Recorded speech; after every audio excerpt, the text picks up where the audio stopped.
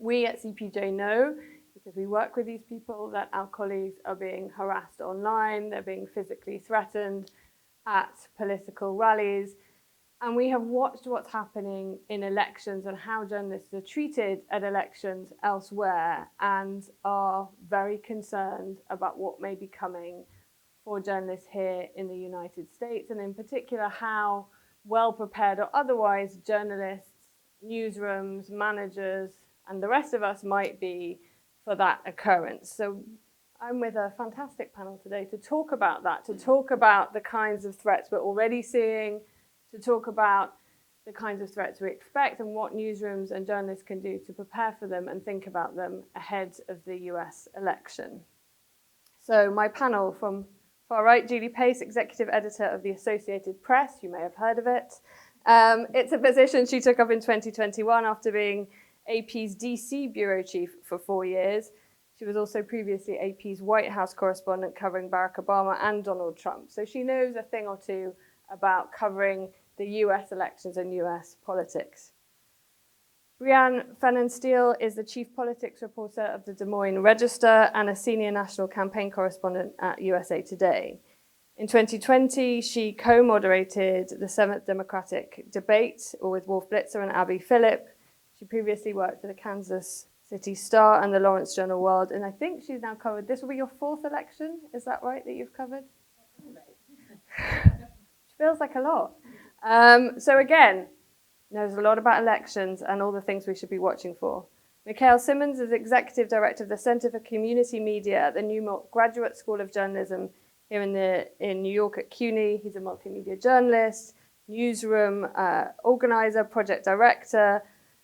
The Center for Community Media is a hub of information resources and training that's really focused at community news organizations. And this is really key because I think this is a sector that tends to get ignored. When we talk about protection of journalists, when we talk about threats to journalists, people imagine and are thinking about mainstream media. They're thinking about the APs, the CNNs, the Fox Newses of this world. Actually, when we look at our data at CPJ, the vast majority of journalists who are threatened, attacked, come from local and community news outlets and have the least protection, of course, because they tend to be the least well-resourced and have the least power in their communities. So we're going to have a great discussion. As I said to someone earlier, it may not be uplifting, but it will certainly be interesting. So far this year, CPJ has already trained 389 journalists in the United States alone with our safety and security assistance. That's through sessions at the Photoville Festival aimed at photojournalists. That's through virtual and in-person trainings, and also through webinars that we're running with colleagues at IWMF and PEN America. And we're only in June. So I think that gives you a flavor of the kind of hunger that people have to learn more about how to keep them safe and secure throughout the elections. So I want to start by really sort of setting the scene. And we know that threats to journalists have increased significantly in the past 20 years, and obviously most significantly here in the United States since 2016. I'm going to ask each of you to give me some specific examples of how that's shown up in your own work. And maybe I could start with you, Brianne.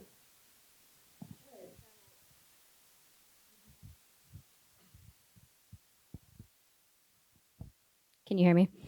So in my work at the Des Moines Register, I got there in 2015, so right as the that presidential primary cycle was getting started. So things in Iowa tend to get going, a year, 2 years before anybody is really ready. So in Iowa, we're really plugged in. And I had been covering Scott Walker, who was, at the time going to be our next president. And that fizzled out really quickly. And when that happened, he was running a very traditional campaign, very traditional with the media. And once his campaign fell apart, they moved me over to Donald Trump, who we didn't necessarily expect to do as well as he was. He was kind of a novelty candidate at the time. And about the time that Scott Walker started sinking, Donald Trump started going up in the polls. People started really taking him seriously. And so I remember my first Trump rally that I covered, it's hard to remember sometimes the place we came from where that was brand new, where we didn't have any kind of context for what those events were. And I remember going in and thinking, I don't even know how to write this story. I've got 5 headlines of the wild stuff he's said here. I don't know how to cover it. And then shortly after that, we had the distinction of becoming the first newsroom in the country to be blacklisted by the Trump campaign. They stopped approving press credentials for us. And so to cover it, I would sign in as a regular person. I would, RSVP like a regular attendee. I would go wait in line for hours, and then I would go in. And I was not within the confines of the press area where you're roped off. And so the first time he incited the crowd to turn around and to jeer at the scum, at the people in the back, the media, I had just introduced myself to the people that I'm standing around in the middle of the crowd. And it was the first time in my journalism career that I wondered whether I was safe. And nothing bad happened. It carried on. I went home and kind of sat with that feeling for a little bit. But I think ever since then, we've seen the way that has evolved, and journalists having to wonder, are we safe doing this job? Am I safe out within a crowd? And so I think that has, shifted really dramatically for me in my coverage. About what you did in that moment. What did you do? Did you tell colleagues? Did you tell managers? What was the kind of reaction that you got? Because that's not expected, right? To go to a rally and have everyone turn and you be the enemy. What did you do after that? I don't remember specifically, but I'm sure I went and I talked to my bosses. At this time, all of our editors, our other reporters were really kind of monitoring these speeches as they went, because they were, again, so new and so different. So I'm sure that we talked about it. And I'm sure that at some point, we talked about, make sure that you feel safe. If you don't feel safe being in the crowd, then let's find another way to cover these things. They're all being live streamed. We don't necessarily need to be there. And so we kept doing it. It's Iowa. It's Iowa nice. I would find that after having conversations with people in the crowd, it's they're willing to give you a pass because they know you a little bit. They're willing to say, "Oh, well, you're one of the good ones." And so I never felt like I truly was in physical danger covering those events. So I continued doing it, but there was definitely a conversation of, is this the right way to be covering these rallies, and is it the smart thing to do for our journalists? Jodie, you were the DC bureau chief, right, in 2020 when the January 6th riots happened. And there's that terrible footage of the AP News photographer, John Michelet, basically being surrounded and pushed and shoved. I think you overhear in that footage a threat to kill him.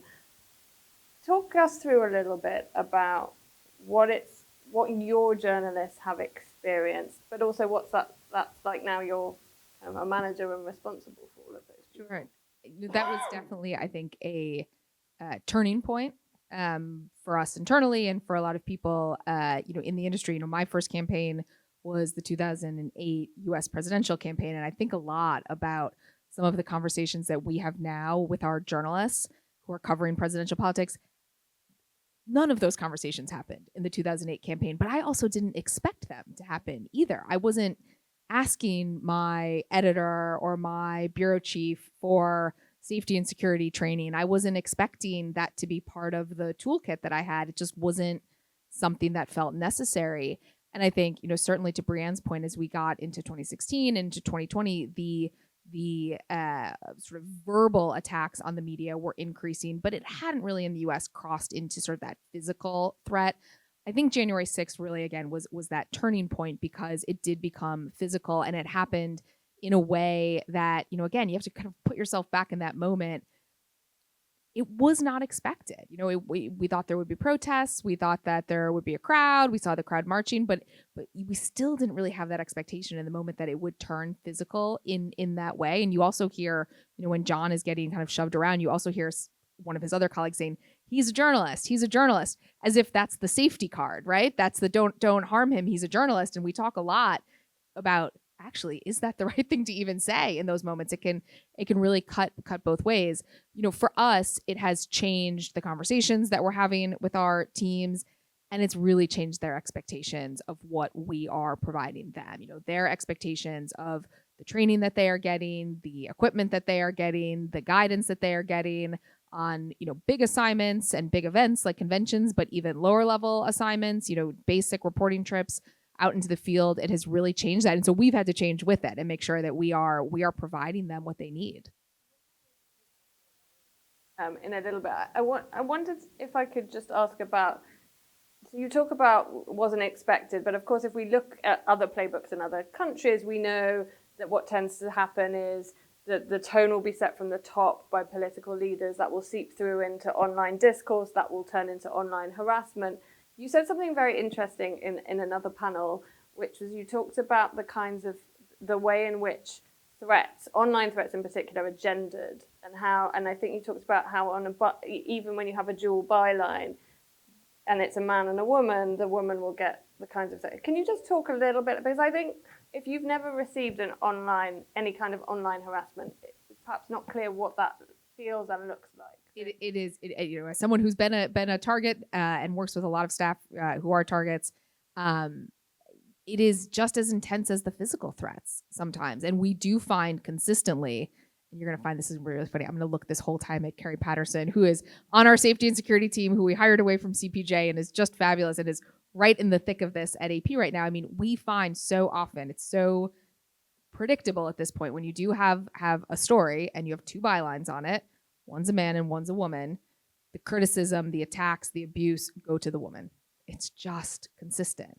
If you have two bylines and one is more identifiable, the name is more identifiably somebody who maybe comes from an underrepresented community, they're the one that gets the attacks. It's just, it's consistent. And it can feel, for that person, it can feel incredibly personal, it can feel incredibly threatening, and it can feel incredibly isolating, because it's not that the organization is getting the attacks, they personally are getting the attacks. So, again, Carrie and others on our team have really had to build a whole playbook for how we respond to that, and how we not only try to give our staff tools that they can use on their own proactively, but things that we can do to step in and try to intervene and try to create a little bit of a safe space there. And it's particularly risky, right, for local reporters, because obviously you might be known in your communities, people might know where you live, it's fairly easy to look up people's addresses in the US, I've discovered. Mikhael, talk to us a little bit about how this is manifesting for community media in particular. Yeah, it's interesting because community media is obviously not a monolith. United States is one of the most diverse countries in the world. And even when we think about community, we're not thinking about a geographic community. We're thinking about diasporas as well. If you're part of the Haitian community, for example, it's New York, it's Miami, it's other parts of the United States. So the idea of community it's a little different than a zip code in that sense. And at the same time, the reason people migrate to the United States differs depending on the country you come from and the time you left that country. So you have a lot of journalists who are like, yeah, I've left insert country, this is not surprising to me at all.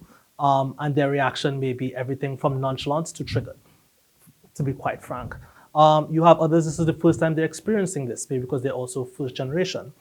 The nature of this, of attacks on journalism has not been equal in United States history, even if you have been here for a long time. Anyone who works for the black press will tell you they were covering something that's an everyday event and now they're ended up in a local precincts because they did not look like a journalist or a protest was happening and the police at that time didn't flag them as X and tackle them as Y. So you have this elections coming up, which is highly polarized, has been polarized for a while. You have different demographics that have different relationships with their home country and different relationships with the United States, depending on who you are. And the reactions have just been, quite frankly, across the board. Same thing as you said when it comes to gender attacks. Disproportionately, doesn't matter where you are from the world, women disproportionately get online attacks and physically attacked more. Going home for some communities is not a problem because they still feel safe there. But some communities are divided because of the local politics where they're from. And I talk about the local politics where someone is from because US policy affects that. Foreign actors affect that. It affects how they distribute news in the diaspora, wherever that diaspora is. So as we move closer and closer to the actual election day, I think there are a lot of, and we can go into more details, there are a lot of things to look out for. good music. There are a lot of things to look out for community media, depending on where they are from, but also a lot of lessons to learn. A lot of publishers and producers who have been working in community media for 30, 40, 50 years are journalists in exile. They have been. They left Eastern Europe, they left Russia, they left Sri Lanka, they left Egypt, depending on the time period. So we have lessons from them when it comes to living through these experiences to share with quote unquote mainstream media. It's interesting. I remember the journalist Masha Gessen once talking about why they thought that 2016 had happened and people had been so shocked by it, and they said it was a failure of imagination. It can't possibly happen here. You know, this is sort of US exceptionism, and I think that's absolutely right. That one of the things we look at a lot at CPJ is what is the playbook elsewhere? What can we learn from elsewhere? Because many of the things that we've seen in places that have become undemocratic, we see happening here. Yeah, and I'll also build on that. When January 6th happened, so I'm on group chat, Black journalists, and one of the jokes we had was shocked but not surprised. You know, like if there was like a great word to have those two things. So it's not just playbooks outside of the United States, it's playbooks with communities that have lived this experience for a long while already. And so I want to ask you, Brianne, what effects that had? So that you talk about this moment when you were standing in a Trump rally and everybody turns on you. You've now covered a number of elections. You're quite high profile. You know, you do social media. You speak on national TV. What impact do those kinds of threats, those kinds of worries, those security, what impact do they have on you personally and more generally perhaps on the newsroom? Yeah, I think our newsroom does a good job of making sure that journalists feel protected and that we have the resources that we need. But one thing that I don't think anybody can create is, you know, relieving that sense of heaviness that you feel as a journalist, the weight that you feel, the tendency toward burnout that we feel. You know, I know LGBTQ journalists who've left the industry because they can't kind of stomach the political climate and the particular attacks that they receive. I've talked to young journalists who have said, I would like to go into political reporting, but I'm very concerned about the lifestyle and what it does to you as a person. So how do you recommend that? And I think part of it is just as a young journalist, especially when you're first coming into the field, you're first getting that really terrible email that is very specific to you, you know, feeling like you're a terrible person, right? Like you go home and you think about it, it weighs on you. And then you do something now where we're in the age where the information spreads really quickly, or there are particular bad actors on the internet who will harness and use kind of the mob mentality on the internet to really target you. And so then you multiply that by 1,000 DMs on Twitter, and it's like, that is just heavy. And there's not really anything that you can do about that. And so part of it is just, you know, finding ways to deal with that. Part of it is experience, but I think we lose a lot of really talented young political journalists because they look at the newsroom and say, I can write on anything else. I don't have to do this, you know?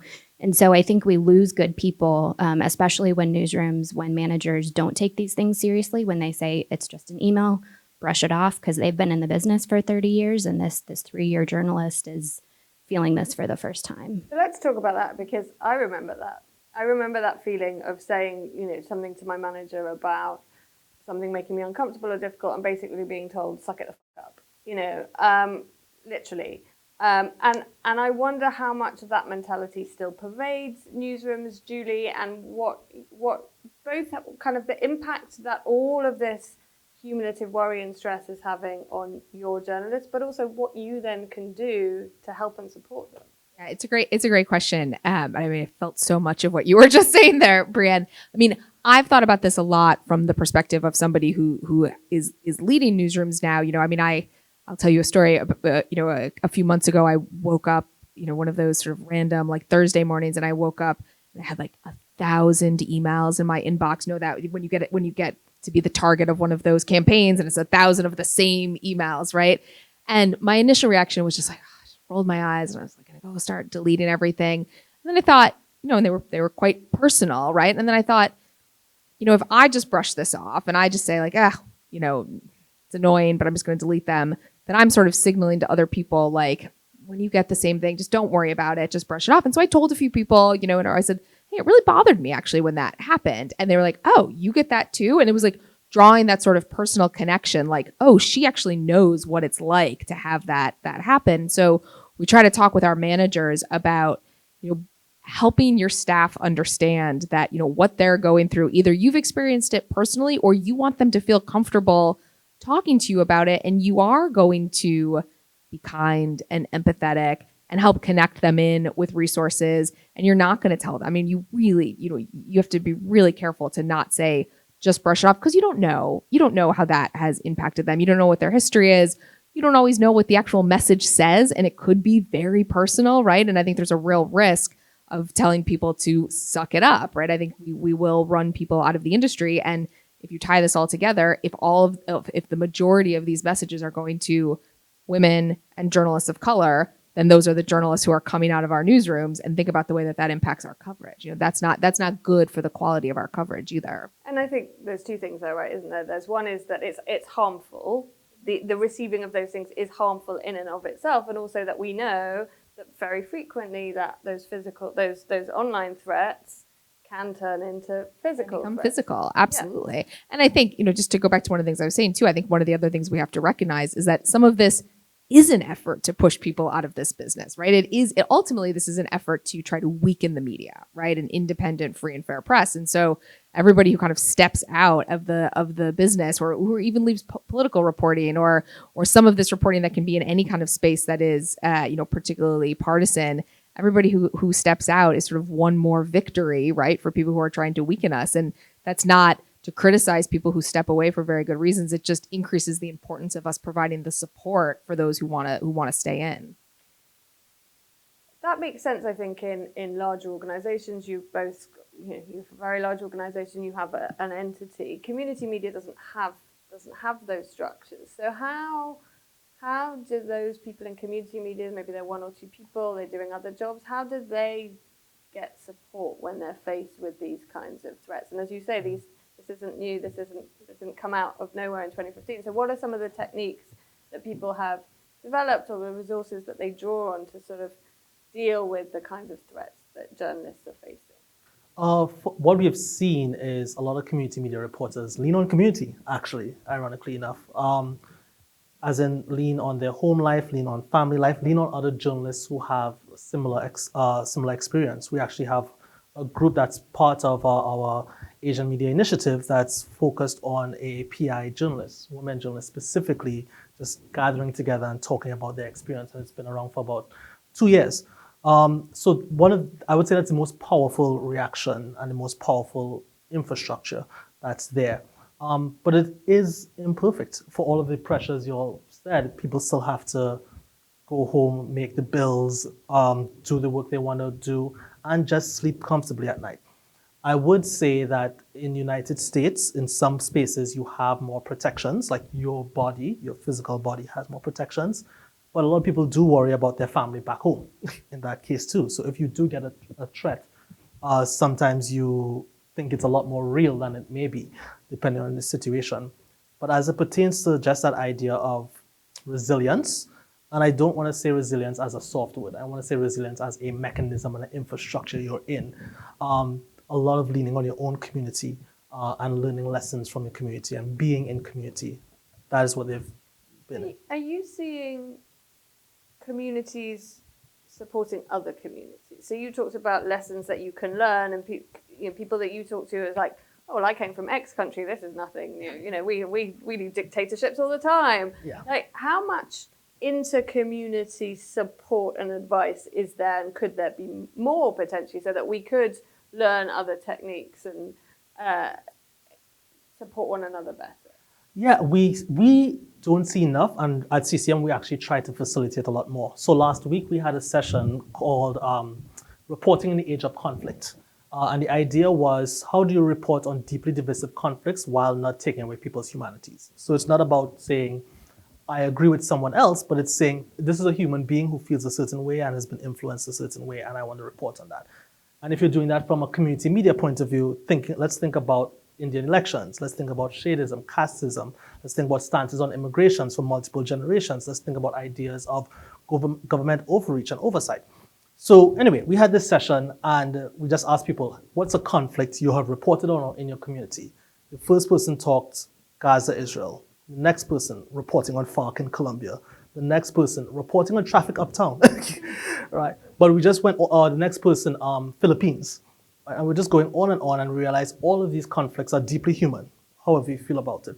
But only to get to the heart of it saying all of these conflicts are deeply human, they were able to say, oh, or see, we could learn things from each other here. If we just say, hey, you two should have something in common, that's not going to happen. You kind of have to bring people to a level of understanding or help facilitate that conversation for a level of understanding to start building somewhere else. And I say that while recognizing some things are totally the same and some things are totally different. And the reason some things are totally the same, as you pointed out, this is a blueprint in some cases. What's happened in, say, El Salvador is maybe similar to what's happening in the Philippines when it comes to tackling certain levels of crises. And then you start saying, okay, we cannot just lean on each other when it comes to solidarity or health, but we can also learn about what this playbook means and get story ideas that facilitate across both sides. Jodie, we're a few weeks away from the first convention. We've already seen a sort of uptick in the rhetoric being used by some politicians, again, against journalists. I think we've heard similar kinds of language to that we heard in 2020, 2015. What are the things that worry you most in terms of journalist safety and the ability to report freely? Because the other thing that we know from the kind of Bannon-Trump playbook, the idea was flood the zone with as much myth and disinformation as you possibly can, which makes the work of journalists even harder, the ability to stay safe even harder because no one knows who to trust. What are the things that really concern you about the next 4 months, 5 months? How long do we have? You've got a while. Well, it's a couple of things. Look, I mean, any time I think you have a gathering point of journalists, right? I get concerned because it becomes an obvious target. And I think it's, again, maybe this is the failure of imagination part, but it's not so much the idea of, people showing up at the convention to storm the convention and attack journalists, but it's just the climate right now is so fraught. There will be some form of protests there. There will be clashing protests there. Things can get heated quite quickly and journalists can get caught in the middle of it, even if they're not the point of attack. And then, of course, there is the question of whether they are the point of attack. So I think from a physical safety standpoint, anytime it's the conventions or rallies, from either side, just that gathering point and concentration of journalists, I think is quite worrisome. I will tell you, I also do worry, though, about we talked about resiliency a little bit. It's something Carrie and I have been talking about, the resiliency of our journalists too, to almost not get them to be prepared, to train them well, to make sure that they have the resources they need, but try to remember to stay calm and stay focused and do your job and, and hope that we are arming you again with everything you need to stay safe in those situations. You talk about, you talk about arming. I mean, one of the things that we've heard increasingly is people saying, can we all have black jackets and helmets? And we smile and we laugh, but that seems, when you look at the kind of January 6th events, that doesn't seem unreasonable. Are you sending all of your staff in to cover rallies with full body armor? Can I bring Carrie in? Because Carrie and her team actually have done I'm not to put Carrie on the spot here. I mean, one of the things we've been trying to do is trying to modulate our training and our equipment to the situation that people are in, right? So look, if you are a journalist, a political journalist, and you're showing up in Chicago and Milwaukee with your flak jacket and your helmet, you may actually be making yourself more of a target for something. You may actually be escalating the situation as opposed to trying to de-escalate the situation. So I think everyone's sort of natural reaction is everybody in the U.S. should have HEFAT training the same way that our journalists in Gaza and in Ukraine should be having that kind of That's training. the hostile environment. That's the hostile environment training. And I think the reality is the situations are different, right? I mean, if you send everybody in constantly prepared for the extreme, think about also just the way that we are escalating the environment on our own. So I don't know, Carrie, if you wanted to add anything on kind of how you guys have tried to approach this. Yeah, I mean, I think that's exactly right. I think you have to balance sort of what I have affectionately called the boogeyman fear with the actual threat, right? And so the thing that I think is most likely to happen to you at a convention may not be reflective of the thing you are most afraid of happening to you at a convention. And for me to do my job effectively, I have to address both. So I need to acknowledge the thing that you, Jodie, are telling me you are afraid of going into Chicago or Milwaukee and say, listen, I hear you. Here's the training and the support we can give you to prepare for that thing that is keeping you up at night. But let me tell you, the thing I'm most concerned about is X, Y, Z. And I think, to take it out of conventions for a second, like the PPE conversation came up a lot around the campus protests, right? And if you have a bunch of journalists who are understandably nervous because in their mind every protest now looks like it has the potential to be George Floyd 2020 or, January 6th, I don't want to send you onto Columbia campus in a full sort of suit of gear. Why? Because it's likely to exacerbate any interaction with law enforcement. It's likely to scare the students you're around. And you're in an environment where other people are walking around you going to get groceries. You are not it is not appropriate for the environment you're in. And the challenge I think that we need to balance is recognizing, on the one hand, people feeling fearful, understandably, unprepared, perhaps understandably, and also, it's sort of like me having a headache and saying, well, the only answer is I need brain surgery. Well, maybe I do, but maybe I can get a consultation before I make that decision. And I think that's the balance that we're trying to strike, is that you have to do that in a way that doesn't dismiss the fears that, as you have rightly pointed out, are grounded in something real.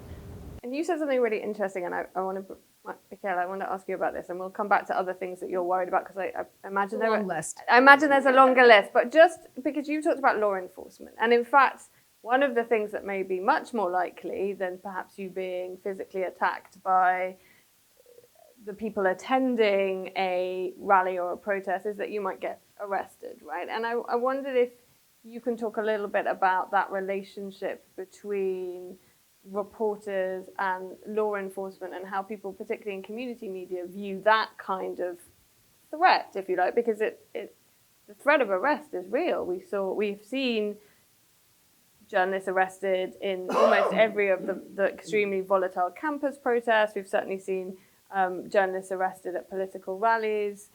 You talked about journalists being arrested because they didn't look like journalists. Just talk us through a little bit about that level of threat to journalists in the US. Yeah, and to build off of what you were saying, it's like the threat in your mind and the reality of the threat and who you're talking to may not be the same as well too, right? Because your lived experience, which is just the conversation we need to have more in the journalism industry.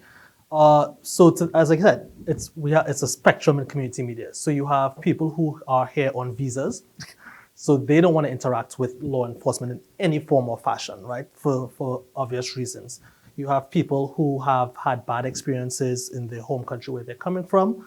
You have people who have no problem interacting in that way. You have people who are, quite frankly, ignorant of the ecosystem they're in because of, as I said, you may be going to cover one thing, arts and culture, and now because of the topic you're covering and the atmosphere you're in a whole different space.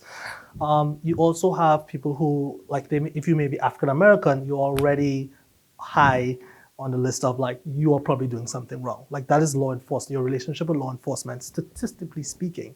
So there may be a type of fear or a type of pushback, and newsrooms and support organizations need to keep that in mind for these elections, depending, even if it's in a place like New York City, which is quote unquote liberal bastion, multi-ethnic city. If a bunch of journalists end up interacting with the cops, if you are black or if you are brown, you're probably going to end up getting whatever is worse when you get taken back to the precinct. So if all of us get taken back to the precinct, chances are I will be there longer than you all, just by virtue of what I look like. Or my friends from Bangladesh may be there longer just because they look like. My friends from India who may be Hindu, but because of Islamophobia, just okay, you look like somebody I think who may be somebody else, kind of thing. So that's just the reality of how they navigate spaces. And you see that in the coverage or how people talk about the campus protests. You see that in protests in the city overall. And you see that sometimes in the lack of coverage as well too, saying, hey, we don't want to put ourselves in that space because we're afraid of what's happening on the ground, or we're afraid of attacks that may happen after. So we are not going to cover it in the same way. We may link after or share at best, but we just don't want to be in that same space, which is sad because when you live with a certain skin color or history or religion, you see these activities differently. You see these experiences differently. And these stories, quite frankly, also need to be told. Even your gender identity or sexuality, like all of that just plays into saying, oh, that protest, they did a good job of like calling this protest. Like, did you see what was happening on City College campus versus Columbia? Like things like that. The demographics of who's covering protests makes a difference. Then you lose that full picture. Brianne, I will come to you in a second. I realised that I cut Julie off in her long list. So we started off. just one. We started off with kind of public gatherings. So what else kind of is on your mind? Let me tell you something that's really on my mind that gets to kind of the end state of the campaign, and this is to some degree a bit specific to the AP, but obviously has broad implications. You know, one of the unique things that we do at the AP is we declare winners of presidential campaigns and races up and down the ballot. And, you know, again, I've been covering campaigns at the AP since 2007. And historically, you know, if the AP said this candidate is the winner of the election, that was pretty much accepted fact. That's been the case throughout our whole long history. And part of the reason is that we're very good at calling races. Our accuracy rate is 99.9%. We spend a lot of time and effort ensuring that those race calls have integrity around them. One of the things I worry about is that that's no longer the case. You know, that us saying this candidate is the winner is going to be accepted fact. So we have spent a lot of time this year really focused on when that moment happens, whichever way it happens, because we will just follow the data wherever the data leads us, and we say this candidate has won the presidency. We're going to have to be able to say in that moment, and here's exactly why. We're going to have to do it fast. It's going to have to be accurate. And it's going to have to be thorough, and we're going to have to show all of the math and all of the modeling behind the work. And you know, I am not naive enough to think that that's going to be enough, right? I think that there's a very good chance that there will be people who will not accept that race call as fact. And sort of what does that do, right? When this fact, this indisputable fact is just not accepted by people. So that's the thing I worry about the most. And very open to ideas on how else we can bolster the integrity of our race calls. But I think you know, that is probably the single thing that keeps me up the most at night right now. And I want to come back as we sort of, and we will come out for questions in a second, but I do want to come back to that question of, I guess, that breakdown in trust more generally, because obviously there's a clear link between that breakdown in trust and safety of journalists. And but when you think about it, Brianne, from your perspective, what are the things that give you pause as we head into the next few months? I mean, not in the exact context of what Julie just said, but I think the thing that keeps me up at night is thinking about the disconnect that we have with often a majority of our readers or of the public, where if we are in a situation where facts matter and there is, you know, another January 6th type situation, that the media just isn't trusted, that the relationship has become so severed that we functionally can't do our jobs because most of the country isn't listening or is refusing to listen. And whether that's calling races or whether that's talking about, you know, how the election has gone, I think that creates real problems for us, both in terms of safety and beyond, obviously. But that's something that I really think about is, you know, how do you fix something that seems to be so broken at this point? And is that true even in Des Moines, say, where, you know, one of the things that tends to be trotted out quite often is that relationships between local journalists and their communities, the relationship of trust tends to be stronger. So do you even see that for the Register? Absolutely. I think it's easier for a local paper because you're visible, you're part of the community. You know, we think of ourselves as community journalists.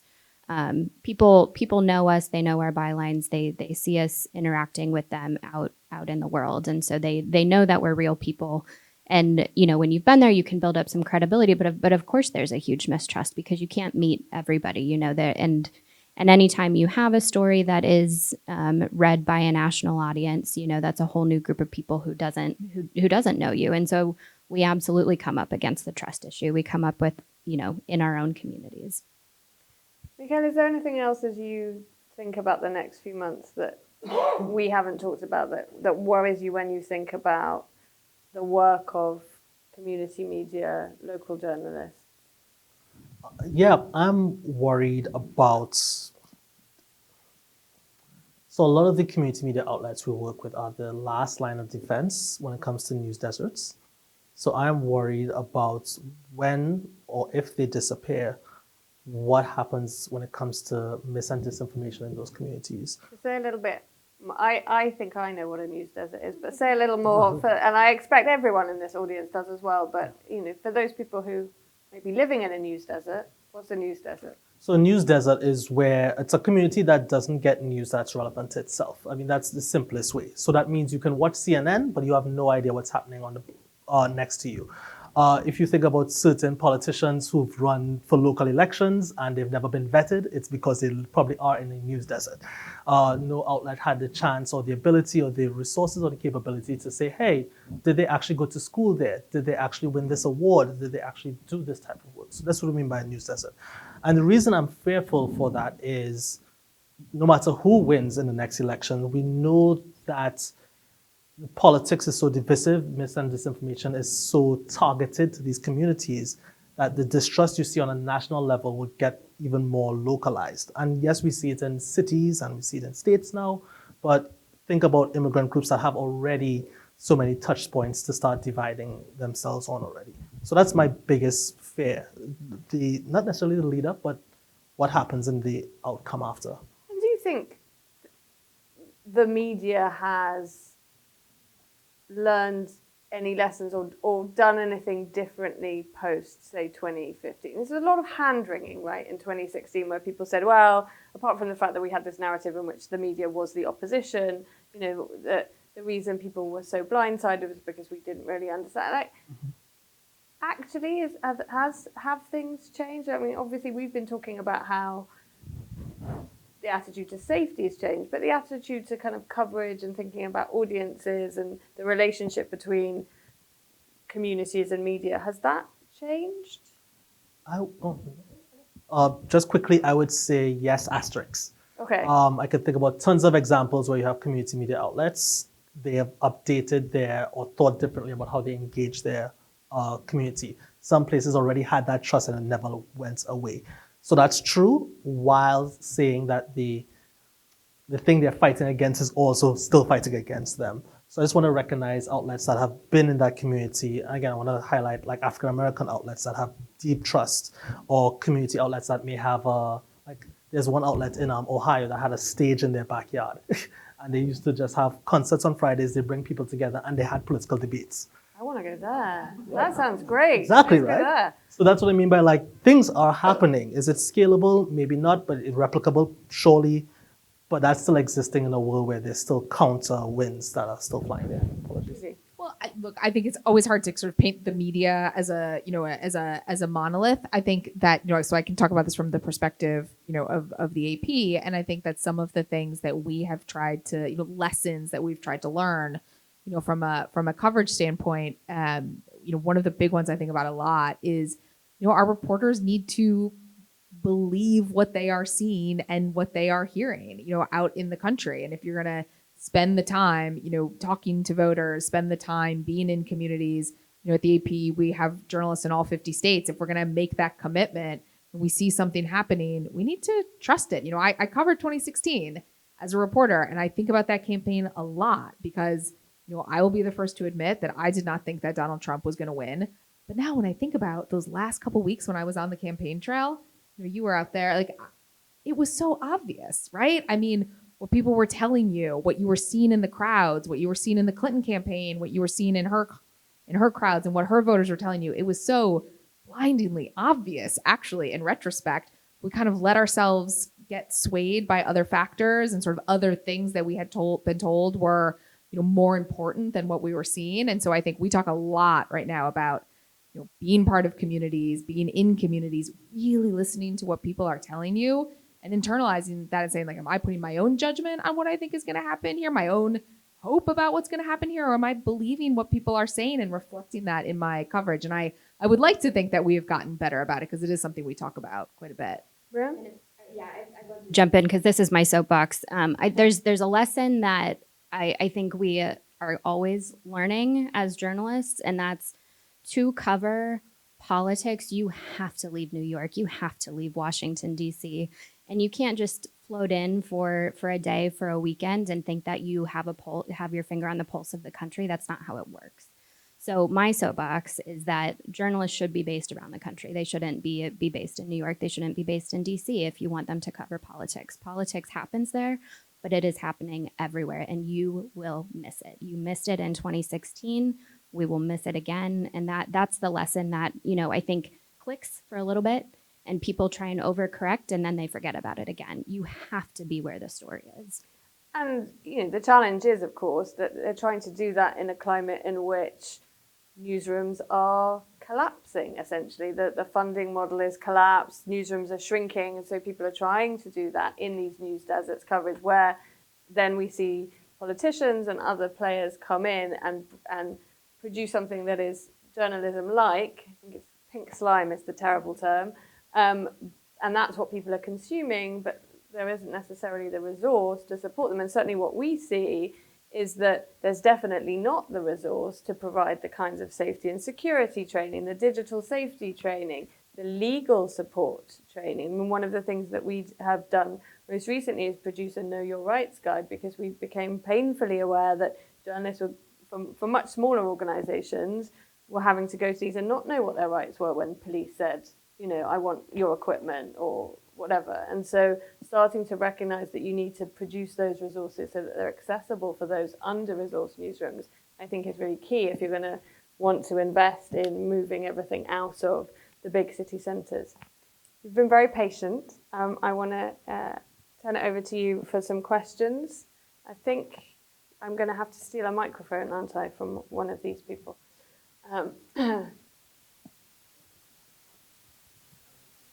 Anne.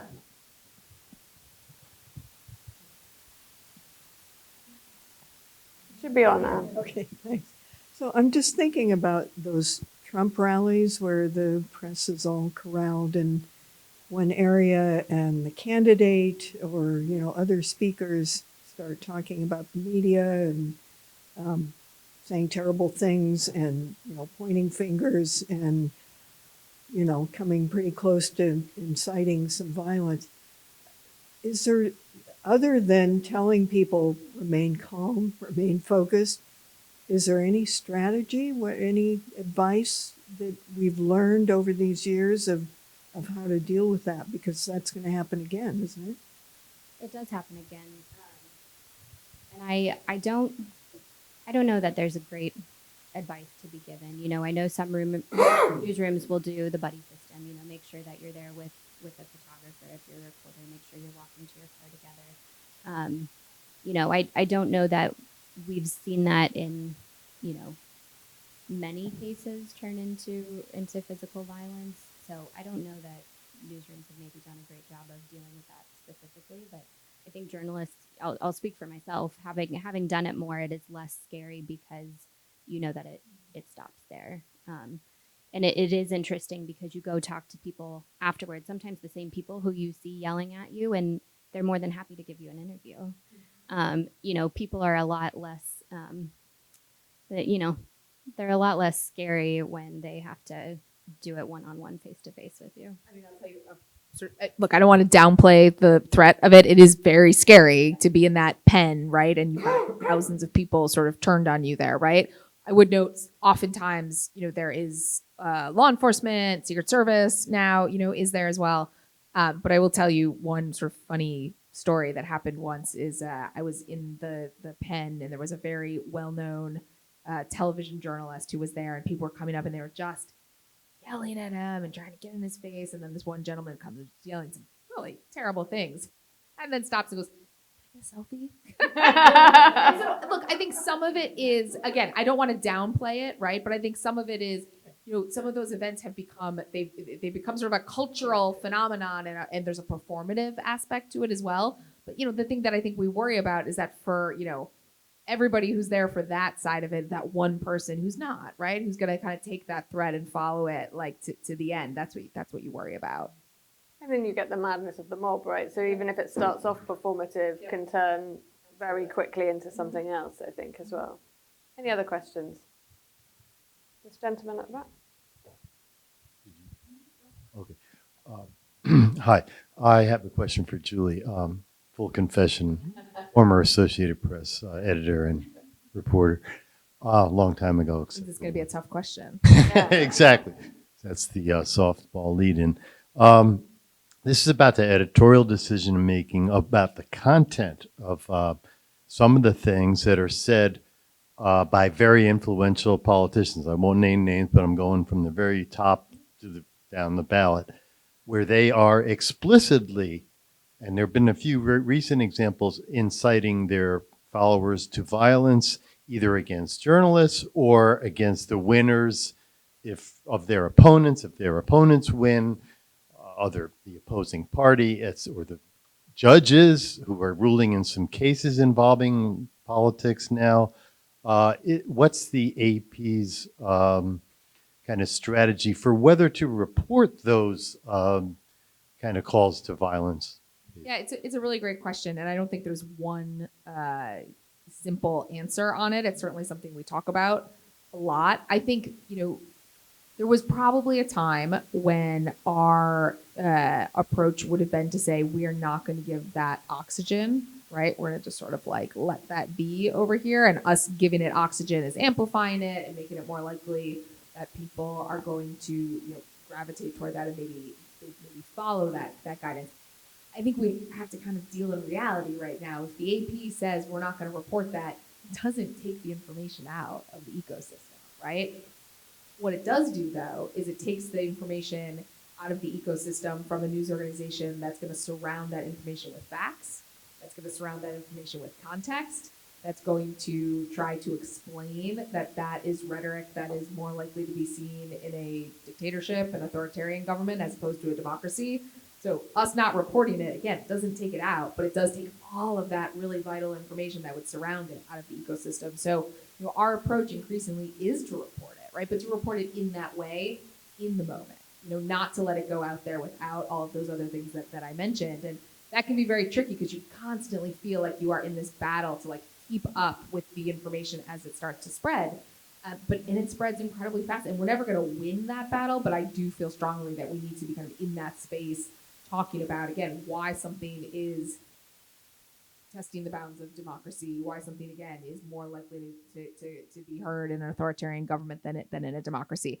I know there are a lot of different views on the right way to handle those things. I'm not saying we have that right, but I think, in this moment, that's been the approach that we've felt comfortable with. Mikhael, can I ask you a question? So that's a follow on that, because you used to work for the Solutions Journalism Network, right? So is there a different way to cover this stuff? I mean, you're talking about kind of giving a platform because you say everything a politician says is news, because by dint of them saying it, it's a newsworthy test that Facebook used for a long time to justify why they would have a lot of hate speech on the platform. Is there a different way of covering this kind of stuff? Yeah, the closest we found, which is, I would say it's a near miss for this example, but it gets into that space, touches on what I mentioned about the event we had last week. How do you report on divisive topics without causing more division? And part of the way you do that is you have to represent multiple sides in a way that they feel seen, even while debunking them. So to your point, it's not about making the arguments that you think they're making. They should be able to read that story and say, oh, I see myself here. You got my side correct, even while wrapping it around history, detail, context. And it's easier said than done sometimes, especially if you have 500 words or 800 words. But just shout out to my partner, my wife. She actually did a story for the AP about the tensions in Ethiopia a few years ago. Well, it's still going on, and she did that, and she said she was so nervous. She's Ethiopian American. She was so nervous that she would get pushed back from one side or the other. Her family is multi-ethnic. And she said everyone who wrote back said, yes, I felt seen in this story. You got my side correct. I may not agree with the conclusion, but you listen. And people don't want to listen unless they feel heard. So you kind of have to do both at the same time. So that's one of the things we've seen at Solutions Journalism Network that I tried to bring into the work we do today. Thank you. Any more questions? So if you I haven't met, I'm Gypsy with CPJ. I have a question less about violence and threats and more about access.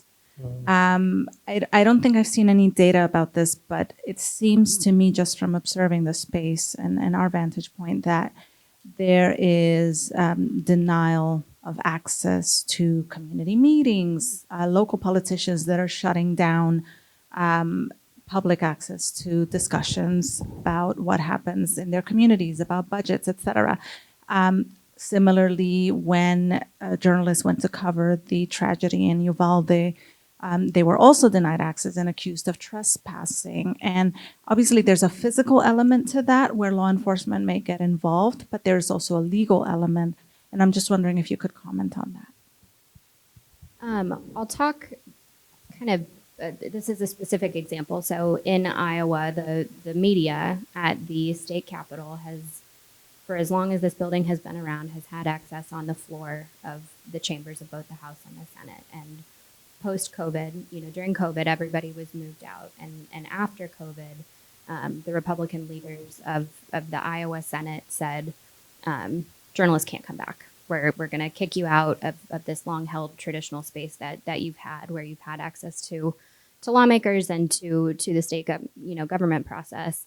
And, I think that's not something we would have seen 5 years ago, right? I think the national conversations about the media and the way that people like Donald Trump interact with the media has emboldened local officials and state officials to take actions like that to keep out the press of things that very traditionally have worked in a very symbiotic way. I'd like to add pretty quickly, there's like the active and there's a passive way. So that's like a little more active. But in New York City, the press office was in the police plaza. So just the location of it meant a lot of people just did not want to interact, a lot of community media. And this is, you talk to mainstream media journalists, they're like, this is great, this is working for us in its imperfect way. And you talk to someone who was probably reporting for Bangla Patrika, and he's like, I am not going there, kind of thing. So I think we also have to think about the systems that are default and how they may not be facilitating equity, even as we talk about those very real shifts that happen that are so overt that are there. One thing I would just mention very quickly here is when it comes to just access, I mean, this is not in the domain of one party or the other. I mean, Democrats limit access to journalists just as much as Republicans do.